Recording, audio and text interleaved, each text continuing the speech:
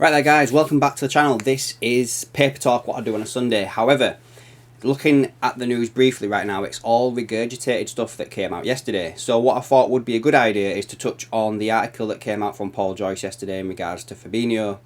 Obviously being left out of the squad that travelled to Germany yesterday because Liverpool have accepted a bid of around £40 million for him. The Saudi Arabian team, I can't pronounce the name, sorry. They're all, there anyway. So it looks like Fabinho's on his way. However, as well, what we're going to go over is this list, or shall we say two lists of players that came out yesterday, which I find it all very interesting, guys, all this type of stuff, because everyone was dead quiet, weren't they, like the day before, like with no links to any midfielders, no nothing. And then literally as soon as Fabinho is left out of the squad, all the clique, all the journalists start spouting off these names everywhere, right? Of all these players that Liverpool are now in for because of Fabinho. And just to give you a little bit of heads up, I don't really believe that any of these journalists know anything about this, because I don't think George Schmatke's been in the job long enough to have built up any sort of rapport with any journalist as of yet. So I think these players that are on here are literally just players that Liverpool have been linked with over the past 6 to 18 months.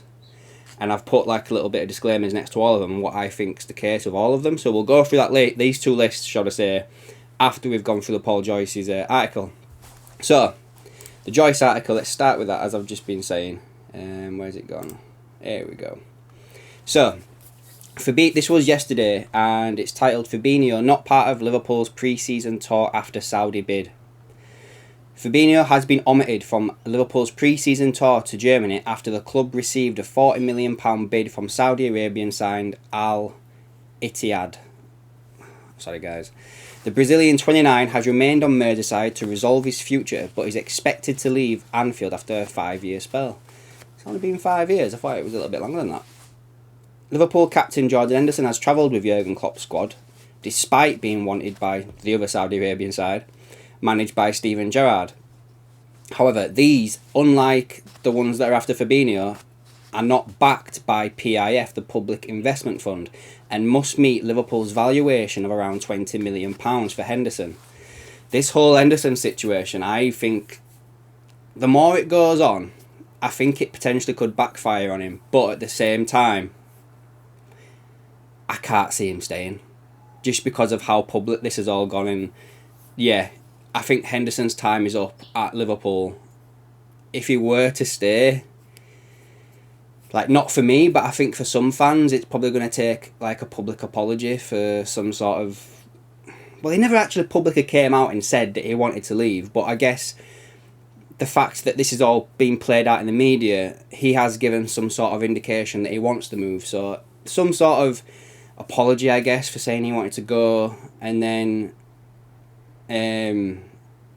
I think he'd have to lose the captaincy as well for me. But at the same time, guys, I've got an inkling, I've got a suspicious feeling he doesn't want to go. I honestly think he's been forced out of the club. You know, like the whole Bellingham situation, I'm still of the opinion that we would have signed Jude Bellingham this summer.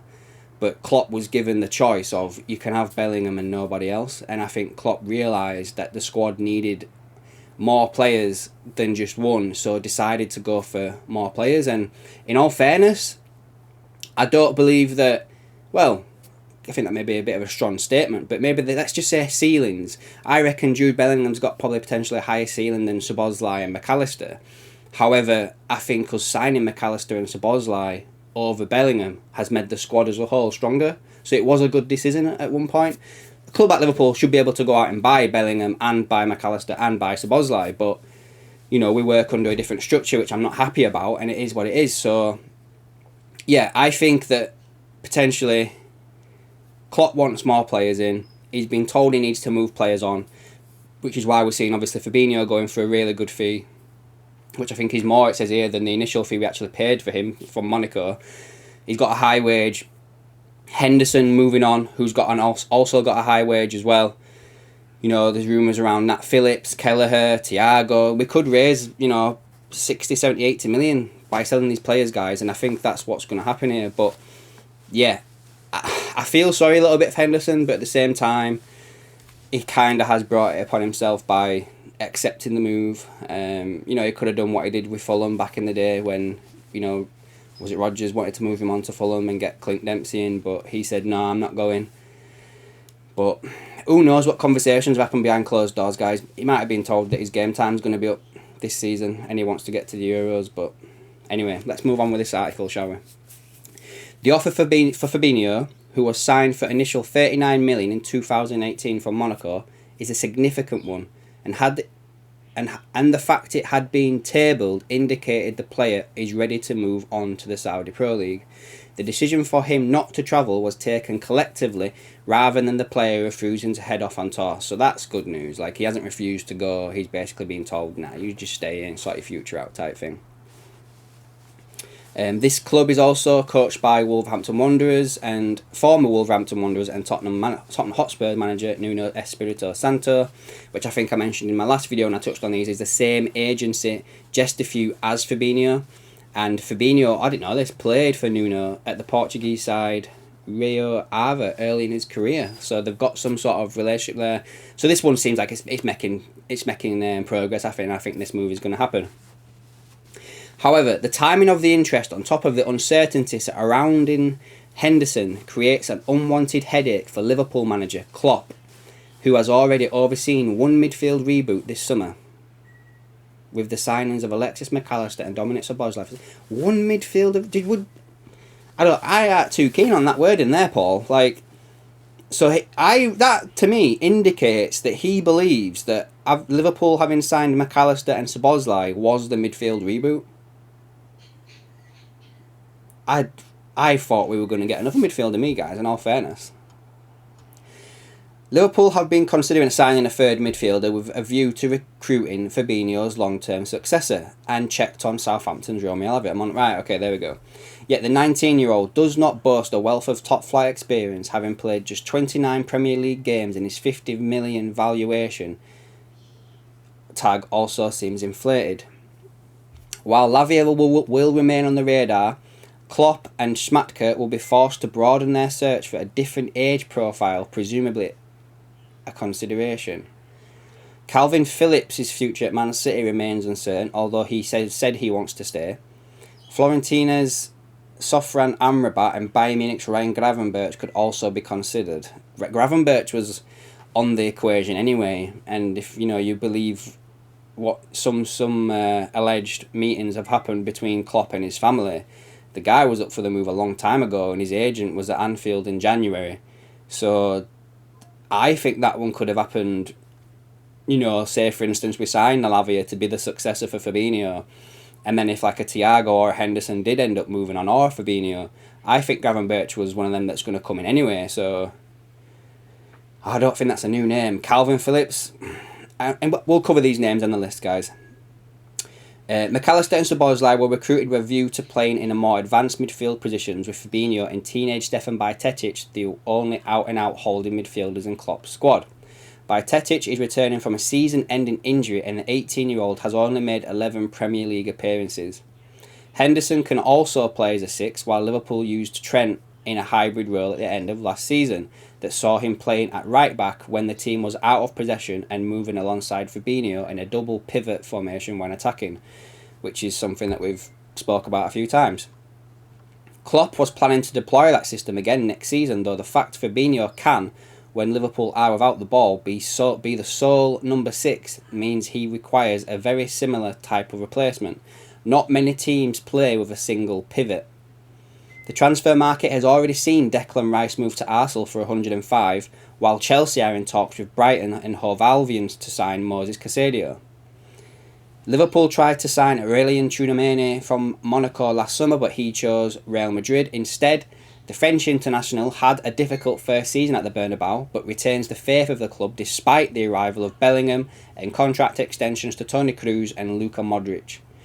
I think he could potentially have been a loan signing. You would think as well, if Real Madrid were to go out and buy Mbappe, they would need to sell some players, so maybe there's a little bit of traction there, but it's going to be expensive. Do you really think after spending what they got, in fact, 80 million last summer, are they really going to take less than that? after 1 year at his age profile, and they want to keep the player in the first place, but they just might have to sell due to financial reasons. Who knows? And I can't really see us going out and buying Aurelien Tchouameni for 80 million when we basically point blank refuse to pay, another 20 for Bellingham. So, let's have a look. The upheaval complicates the landscape for Klopp, whose squad is heading to the southern German state of Baden-Württemberg, what the hell, where they will step up preparations for the new season over the next 10 days. And then it just goes on about the friendlies that they've got coming up. So, I think this article leads us nicely into this list of players, two lists of players that came out yesterday. So, before we get to the list though, there was one that was doing a buzz around on Twitter yesterday, and it was a player called Andre from Fluminense in Brazil.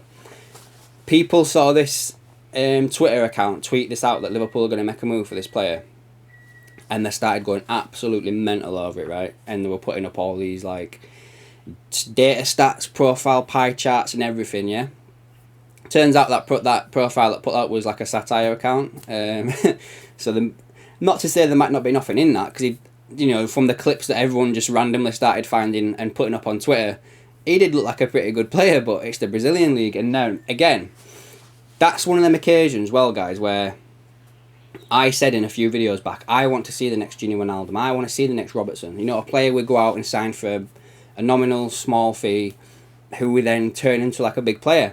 Now, this kid could be someone like that. We could have signed Moses Caicedo for less than £1 million before he went to Brighton, but we didn't do it. And now look at him; he's worth nearly 100 million. So maybe it's worth taking a risk on a player like this. But at the same time, the key word there is risk. It's a risk. We don't know how he's going to adapt to the league. We don't know if he's going to be any good. But again, as I say, them links are apparently not true. But let's see if it pops up. It was interesting to see it come round, and when I first thought about it, I was like, oh, that looks like a cheaper alternative to Lavia, that does. Same age profile and stuff like that, but yeah, it was that link from that account is not true. So, the first lists we've got that came out yesterday after the whole Fabinho news that dropped came from Paul Joyce and James Pearce, and it was Sofram Amrabat, Ryan Gravenberch, Calvin Phillips, and Romeo Lavia. Now, we've been linked with these players over the past 6 to 18 months, and that goes for both these list of players that came out, right? Now, Amrabat, he was the big name that came out after the World Cup. He was linked to us heavily during January. Now, if I remember rightly going back then, he didn't have much long left in his contract.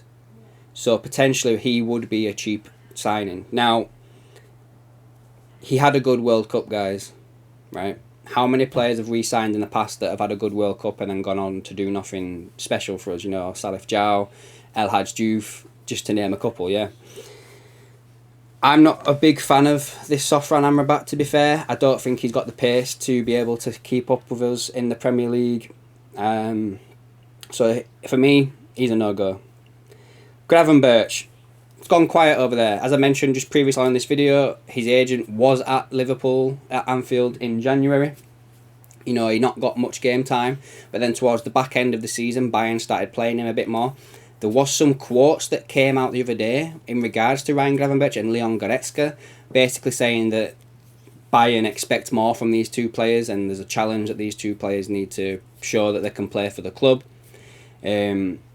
Allegedly, Klopp has had meetings with or spoke to the players' entourage, and they all seem up for the deal and the move to Liverpool and playing under Jurgen Klopp. I liked him when he was at Ajax. Now, I'm not sure that he is the type of player that would come in and be like a combative number 6 like Fabinho. I see him as more as a Trent position in this new formation, more of like a passer and a runner with the ball. Maybe I'm wrong. He does have the physicality, stature of someone like a Pogba, who could maybe be moulded into a 6. And yeah, there's potential there, and it would be cheap, around 35 mil, you'd think. which was the magic number that Liverpool were talking about a few weeks back.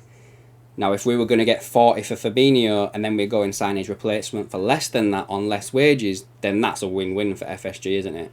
So maybe Ryan Gravenberch is someone to look at. Calvin Phillips. The guy can't stay fit. The guy seems to get injured a lot. He played really well at Leeds, and then he's moved to City, not done much, got criticised for his weight by Guardiola, which, you know, is not probably the best thing that Guardiola could have done, but, you know, it is what it is, it's happened. I don't think much of that one, to be fair. I wouldn't be happy if we lost Fabinho and then went out and signed Calvin Phillips. Next up, Romeo Lavia. I've put a star next to this one. I still think this is the guy that's going to come in. I do think at the same time that if we lose Henderson as well, we're going to get two. So we could see we go out and sign someone like, I don't know, Amrabat, no, maybe not an Amrabat, you know, someone of a similar age profile to Amrabat, and then bringing in Lavia to be the understudy. But then, as I'm thinking this now, you don't go out and pay 50 million for a teenager and not play him. So maybe this is where Klopp has to make a decision. Where does he go all in on Romeo Lavia, sign him, makes him the starting six, and runs with it for the season? With Fabinho going, you would think that Liverpool could make this happen now. But it all comes down to the fact, does Klopp believe he can be the starting six for Liverpool with Bajcetic as the backup? That's the problem and the answer that Klopp needs to come up with. Thought I'd mention Caicedo here because it was mentioned in the article.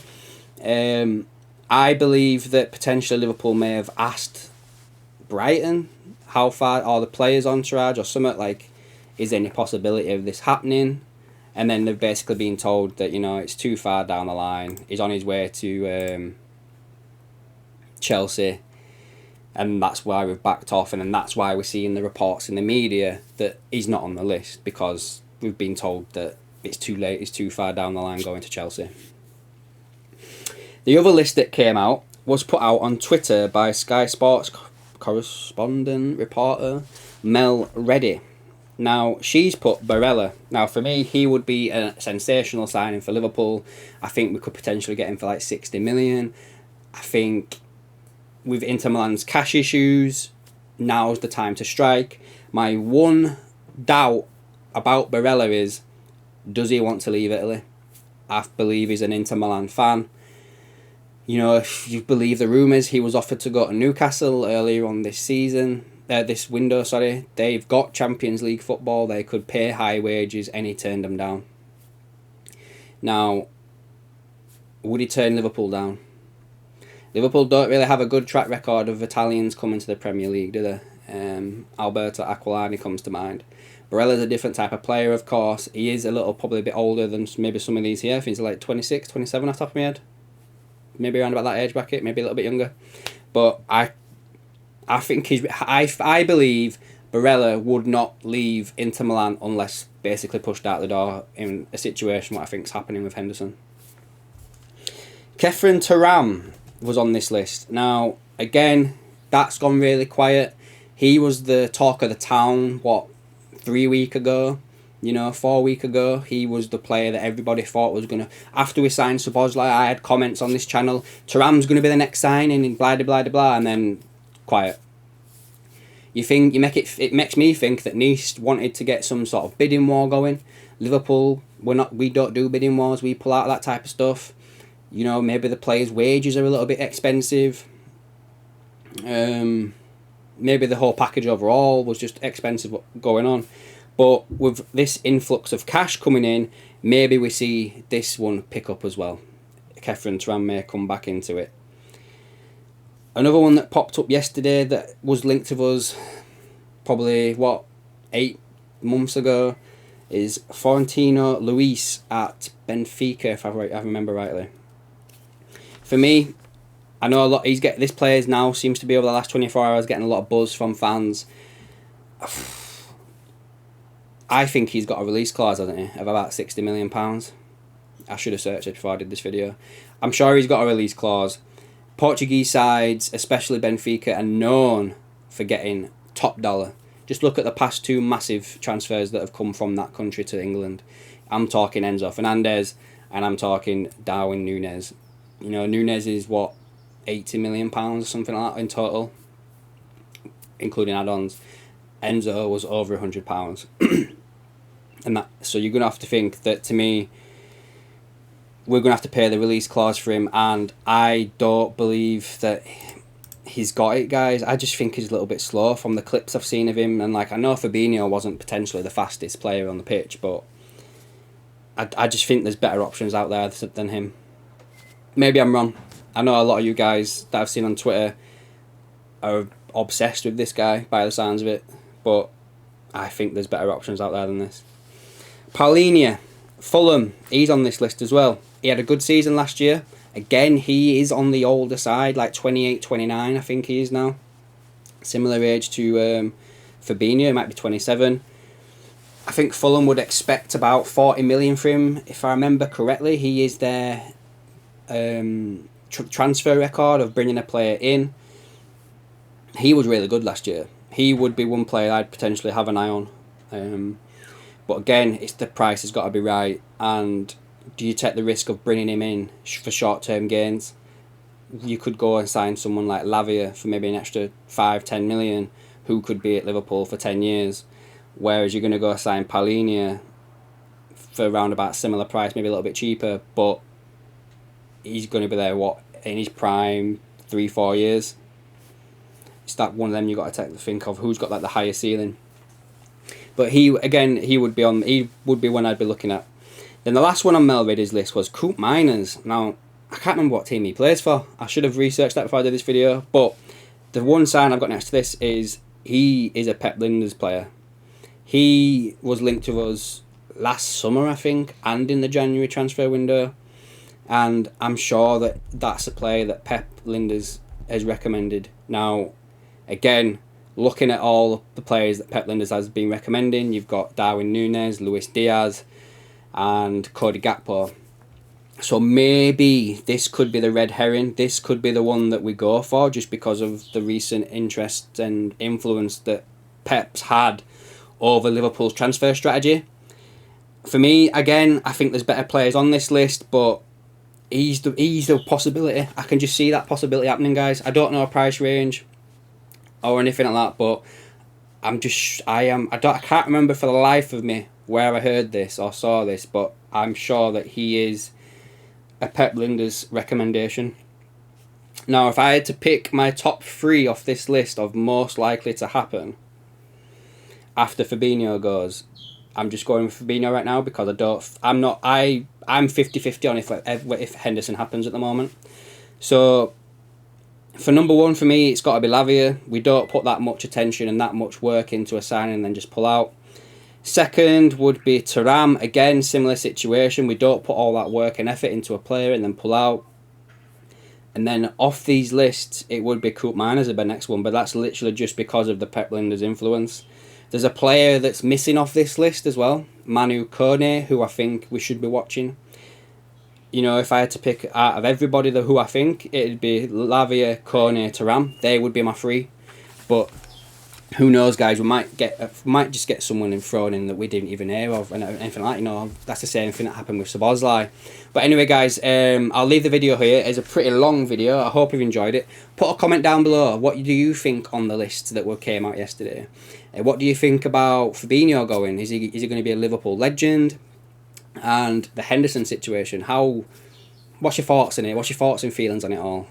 I know it's a bit of a touchy subject with some Liverpool fans, but at the end of the day, guys, he can do what he wants for me. You know, he's served us 12 years.